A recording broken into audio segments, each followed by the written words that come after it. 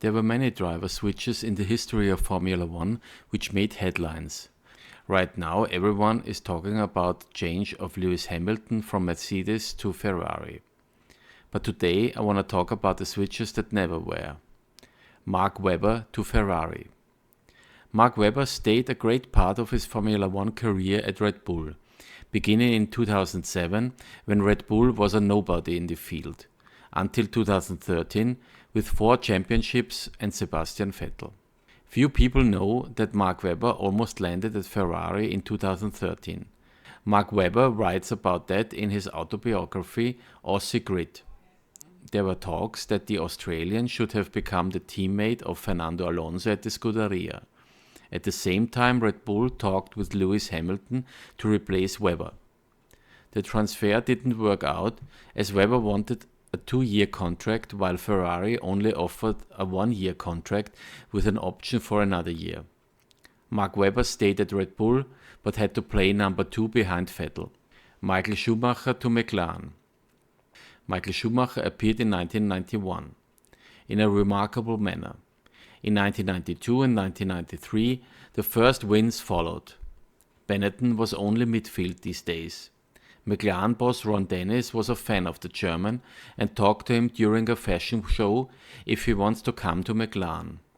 Schumacher declined and achieved the championship 1994 and 1995 at Benetton.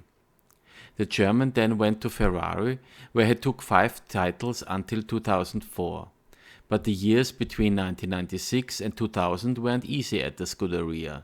Therefore, Ron Dennis talked to Michael again if he wanted to become teammate of Mika Hakkinen, which Michael declined as well. The rest is history. Jean Alesi to Williams. Jean Alesi began his Formula One career at Tyrrell in 1989 and 1990, the traditional team which was way after his successes in the 70s. Nevertheless, the Frenchman was impressive and many team bosses wanted to sign him. There were times and rumors that Alesi had signed contracts with 3 or more teams. Most of all, Frank Williams was very interested in Alesi, but in addition he tried to sign Ayrton Senna and Nigel Mansell, what made Alesi angry. Therefore, Jean signed with Ferrari, where he became the star of the Tifosi, although he only managed to win 1 single Grand Prix in Montreal 1995. In the meantime, Williams became the dominant team with championships for Alain Prost and Nigel Mansell. Nico Hulkenberg to Mercedes. Nico Hulkenberg made his debut in Formula One in the year 2010, where he even achieved his first pole. He got no cockpit in 2011, but was back in 2012 at Force India. Only a few people know if Lewis Hamilton hadn't gone to Mercedes in 2013, Nico would have been the favorite choice of then team boss Ross Brawn. An alternative would have been Nick Heidfeld, who was in Formula One from 2000 to 2011. This didn't work out either, and the German switched to Formula E. Stirling Moss to Ferrari. Stirling Moss is known for being the most famous Formula One driver who never achieved a title. Even in his early career, he attracted attention to the Commendatore Enzo Ferrari, and he offered Moss a car at the Formula One race at Bari in 1951, which didn't count for the championship, and later a car for the whole 1952 season. Stirling Moss accepted and flew with his father to Bari, only to realize that Ferrari already gave the car to veteran Piero Taruffi. Stirling was furious and swore to never drive for Ferrari again. Moss became famous and drove with many teams like Maserati, Mercedes and even Lotus, but never for the Scuderia. Only at sport car races he sometimes drove a Ferrari, but never for the factory team but privateers, and was very successful. Enzo Ferrari saw that, and therefore he offered him a car for the 1962 season. Stirling accepted. But it shouldn't be. After a terrible crash at the Glover Trophy in Goodwood in April of 1962, Stirling Moss was in a coma for a month and ended his career for good. Fernando Alonso to Red Bull. In his Formula One career with over 400 Grand Prix, Fernando Alonso drove for almost every top team, Renault, McLaren or Ferrari.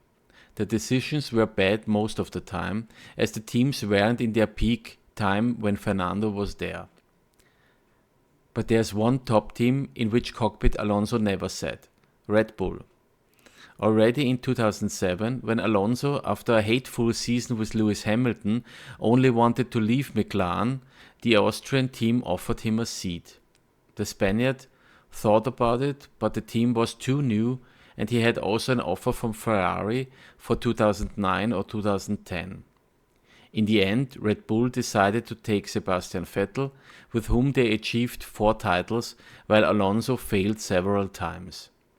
Later, after Webber had left, Fernando Alonso was a possibility again for Red Bull, but they decided against it, as Fernando always has the reputation to bring commotion into a team. Robert Kubica to Ferrari. Robert Kubica began his Formula One career in 2006 at BMW and was great right away. 2008 he won the Canadian Grand Prix at Montreal and had a shot at the title. But the partnership with BMW ended with the world economic crisis and the exit of BMW. The pole went to Renault, but he already signed a contract with Ferrari to follow his friend Fernando Alonso to Ferrari. But it shouldn't be. During a rally event in Spain, Kubica crashed heavily. A part of the guardrail penetrated Kubica's car and injured his arm that seriously that there were talks if the pole could lose his arm. The switch to Ferrari didn't materialize, and Kubica came back to Formula One in 2019, but never achieved his former skills again. Oscar Piastri to Alpine. Many of you will remember that saga. Oscar Piastri won the Formula One title in 2021. A part of that achievement came through the Alpine Academy for Young Drivers, where Piastri belonged to. 2022, he became reserve driver for Alpine, and after Fernando Alonso announced that he would leave to Aston Martin the next year, Alpine was certain that Piastri would take the cockpit of Alonso. Alpine announced that Piastri would be their driver in 2023, but within hours Piastri announced on Twitter that he would drive for McLaren instead. The dispute between the two teams had to be solved by the official contract recognition board, which came to the result that the McLaren contract was valid. For Oscar, lucky. I hope you liked that video. If you have a question, please leave a comment. Leave a like and subscribe for the stories about the history of Formula One. Have a good day and keep racing.